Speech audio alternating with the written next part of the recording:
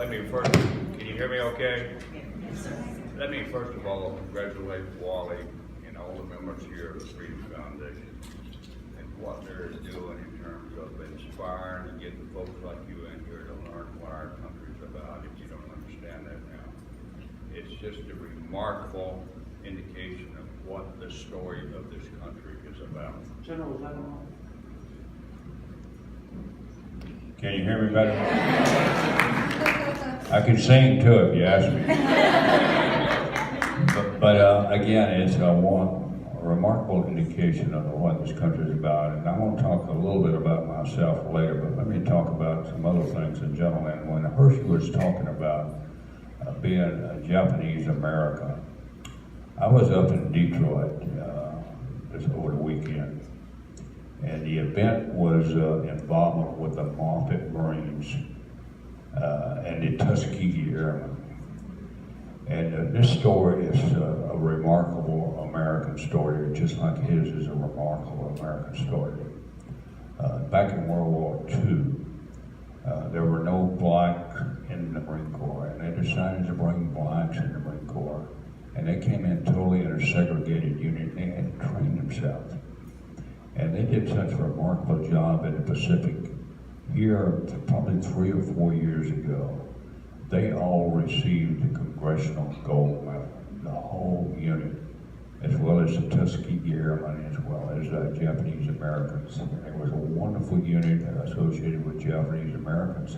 And if you're not familiar with that part of our history, they would not send in the Pacific, but they sent them to the European theater. And it turned out they were the most decorated outfit in the U.S. military as part of the European operations.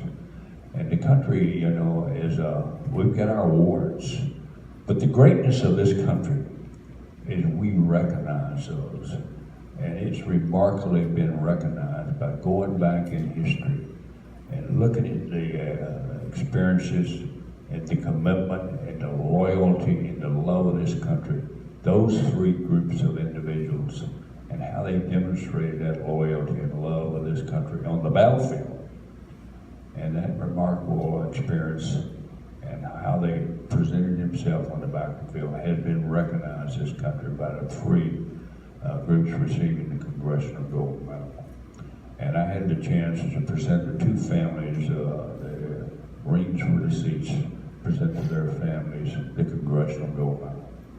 And the Tuskegee Airmen, there's only a few of them left. And these folks are fading into history. And as they fade into history, folks, this is our challenge. We must never let go of what that represents, how they helped define this country, how they helped make this country great, and how we came to grips with our wrongs and the uniqueness of America again, how we came to grips with our wrongs. And we've committed ourselves to rectifying those wrongs. And I think that's some lessons learned we should be looking at today. Instead of the slugfest going on in the country, we need to reflect back on our history and say, we're the greatest country in the world. We need to come to grips with those things and begin to console ourselves as a people and recognize we're the greatest country in the world. And that's the reason everyone wants to come here. And we don't have a sense of responsibility enough to recognize our greatness sometimes. But if you simply look at the border in Mexico, you can see that greatness being amplified because that's where those people want to come. But these men were 3 great categories of people who, even though they were being discriminated against, were willing to serve and sacrifice our country. And we later came to grips with that and went back and recognized them. Just like we've done with groups of individual veterans, go back and review their awards, and have been willing to upgrade their awards. And a number of men still alive today received the Medal of Honor because of that review. Again, the strength of character of this country. And as you talk about this to the students, instead of listening to some of the stuff you hear in the news media, you really need to talk about who we are, what we represent, and we're absolutely the beacon for the world. And I remind people how many people are free today and would not be free. And maybe this whole world would not be free if it would not for the service and sacrifice of those kind of people. And again, that just is America at its greatest. And we continue to be America at its greatest. And I look at and think about the Hershey story, but I'm also thinking about those young 18 and 19-year-old young Americans who are recently out of high school. They're now on frozen hills in Afghanistan and been in Iraq. And you know, it's less than 1%, and this is the thing you teachers have to think about. Less than 1% of the young people who graduate from high school today serve their country in the cloth of the nation. Less than 1%. And that's a sort of reflection again about what makes us great. Just a few keeps the greatness of America alive.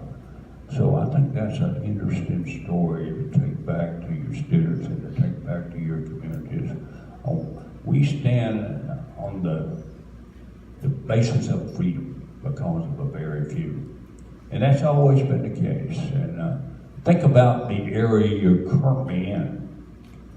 Could you think about going out here on some of these hills if you've not done it? Like George Washington and the troops that made us a country. This is where they were camped.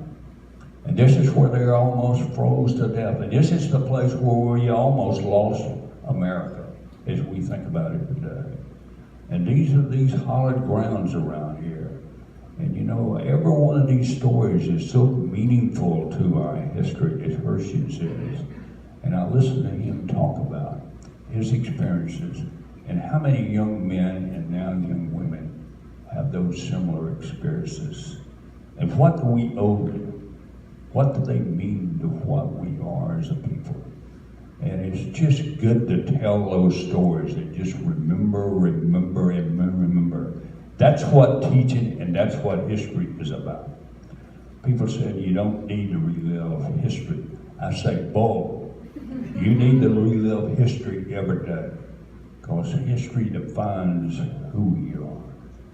And just as a minor note about the Medal of Honor, and some of you been introduced to other Medal of Honor recipients, there's only 72 recipients alive today.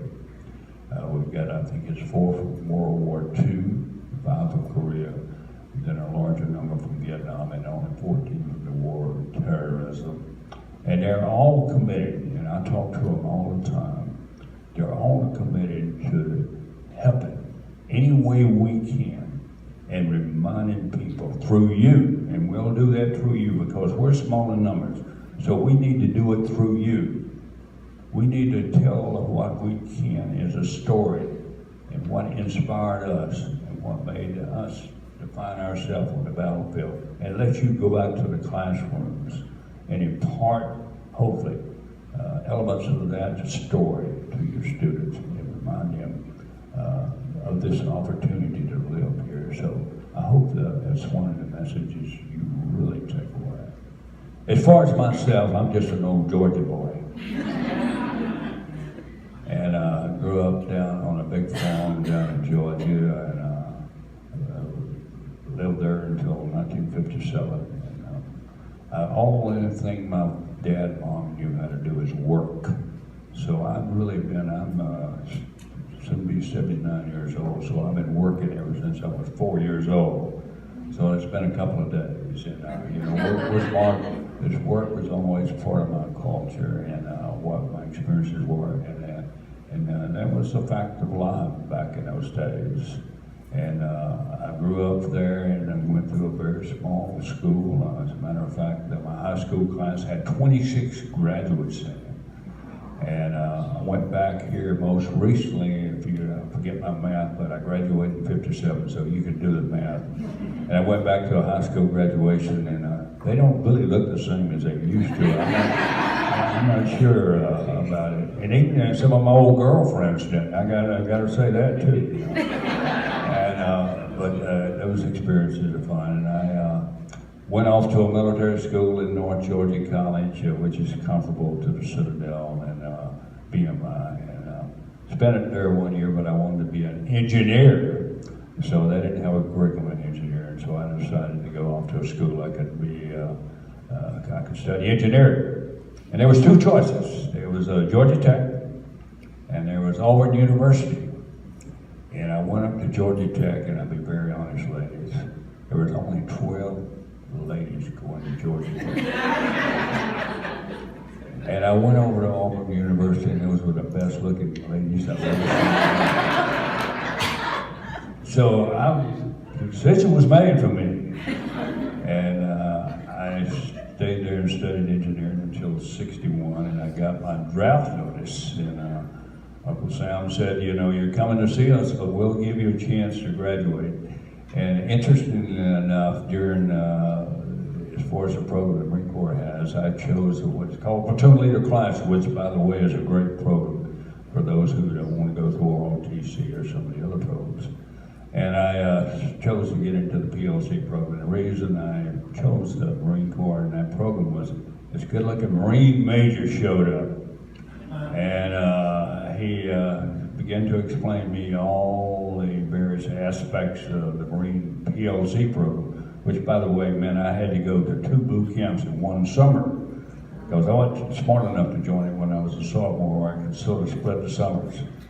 But he did convince me I needed to go for this, and his sort of format for to remind me of what a good time I would have at boot camp was, we'll get you in great shape and we'll give you all the beer you can drink. So I said that's for me. And off to Quantico I went, 13 weeks of boot camp, and it was a great experience, and I learned a lot about myself, as Hershey talked about, not in the same way, but you learn a lot about yourself. And you learn a lot about your contemporaries and your peers and what it means to serve and sacrifice and be in the cloth of the nation. And I was just so inspired by that experience that decided then I would accept the commission in the Marine Corps. And I graduated in 1962 from Auburn University and went off to the Marine Corps and continued training. And I had my first trip to Vietnam in 63 and 64. And not very much going on. As a matter of fact, to get your combat pay during those days, they had to shoot at the mailbox down in Da Nang. But that was not the case when I came back in 67 and 68, as Wally talked about. We arrived in a country, and my company had had a lot of difficulty. And they had been in a lot of fights. And in those days, they didn't rotate units out. They rotated individuals. So I joined the company, and they just lost a significant number of Marines, and it was just pretty easy for me to observe and said they really needed some work and some issues to make sure they would be combat ready. And let me just sort of give you a little philosophy about what my way I approached the leadership of that company. And I hope you understand it. And it made me a real tough son of a gun. I was tough. I was pretty unmerciful with them. But the reason I was merciful with them in terms of making sure they were ready to fight is I wanted to do 2 things. I wanted to perform the mission, and I want to underscore this, I wanted to bring them home. And the bring them home part was a driving element with me in terms of how I approach leadership. I'm a real believer, and this is one thing I really emphasize to teachers when you're dealing with young people. I've always had to say it, you want to raise the bar. You want to really set strong standards. You want to have strong expectations. And I found that with those young Marines, just like I find with young people these days, if we challenge them and look them in the eye and raise the bar, they'll step up to the plate. Our system education even these days, and our system of living in this country has a tendency to lower the bar. And I think that's a frightening excuse for me. I think we need to challenge these young Americans. We need to raise the bar, expect high standards out of them, just like I expected out of those young Marines, and they were in combat, and they responded to that. And I think we are letting young people down if we don't challenge them and talk about what it means and the opportunities this country really presents. A little commentary there I thought would sort of make a little parallel about what I hope you take away from here about raising the bar, because I raised the bar for Echo Company, 2nd Battalion, 4th Marines, affectionately called the Magnificent Bastards. So if you hear the story about the Magnificent Bastards, that's the 2nd Battalion, 4th Marines. And we continued training and involved in combat there for probably about 8.5 months. And the episode Wally talked about was an episode that sort of evolved. We were positioned just north of the Qua Vietnam River, if you understand the history of Vietnam, right across from Dong Hong, which was a major installation for the Marine Corps and all the forces up in that area. That's where all the supplies, all the command and control came from. And the North Vietnamese had just had a successful, if you will, psychological win against this country in Hue and Saigon. And so they thought if they could take this base, they would in effect demoralize the American people so bad because they're already somewhat demoralized that we would pull out and probably leave Vietnam at that time. And the only thing between an NBA division of 10,000 men was 800 Marines in that combat base. So our mission was to stop them. And I won't play about all the episodes, but we had 2 Medal of Honor recipients, and as Wally said, we had 87 KIA, 297 medevacs, and 150. So there was not really, probably out of the 800 Marines in that outfit, and sailors, there were very few that didn't walk off the battlefield, didn't have a Purple Heart. And we engaged those, and just to bring in a little episode about Echo Company's involvement. Our mission, and a lot of you know him, was a guy named Jay Vargas.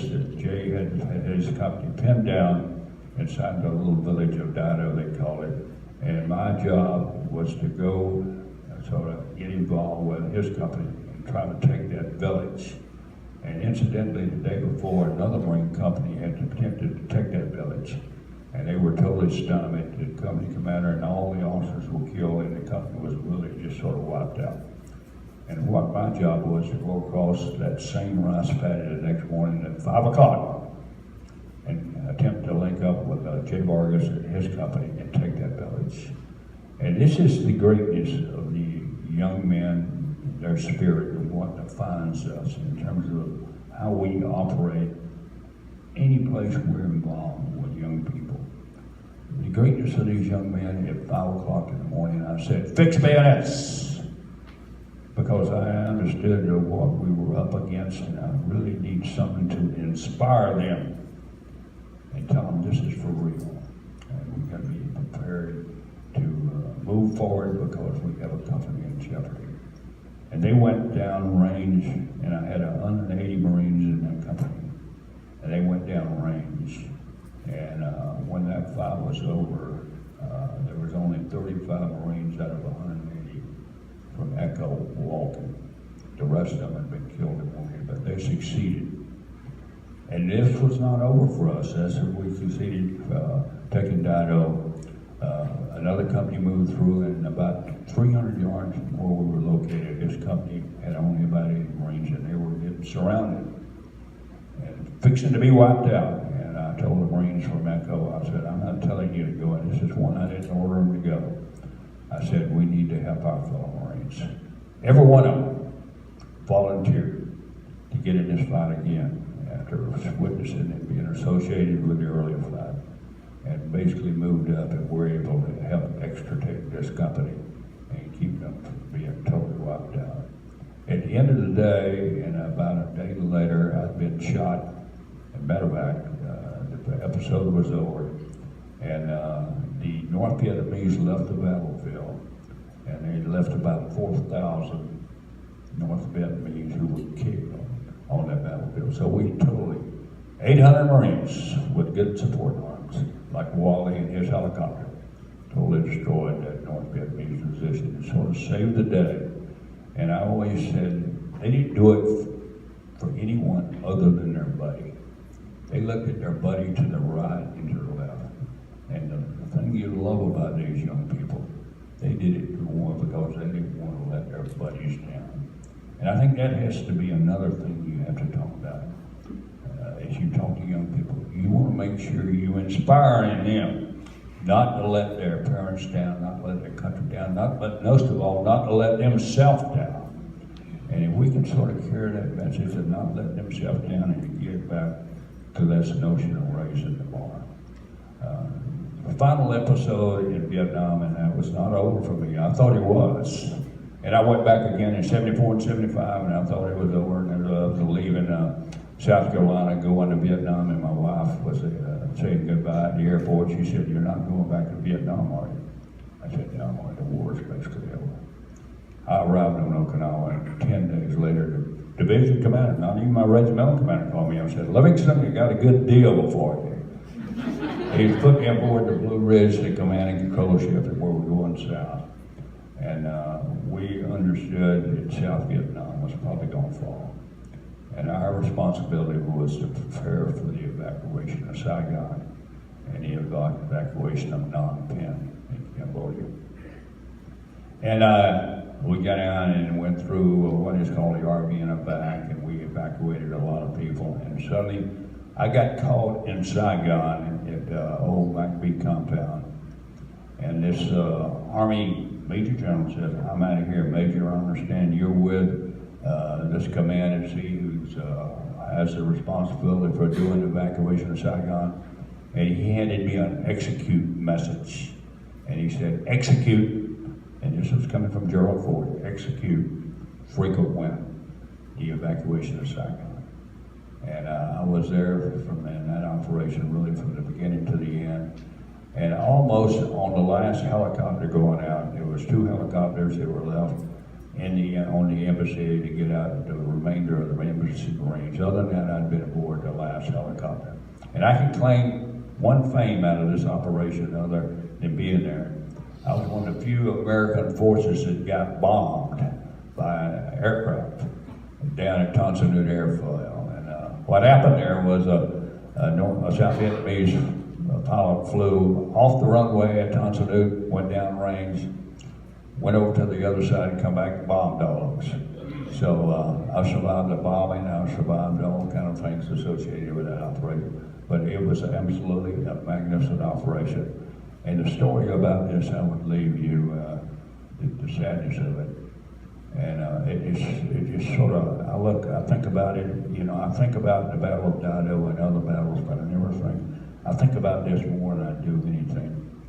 I had to look Vietnamese families in the face. Women with their babies and their kids. I had one helicopter, I had 48 Marines. And they said, "Will you take my baby? Would you take my child?" And I had to say no.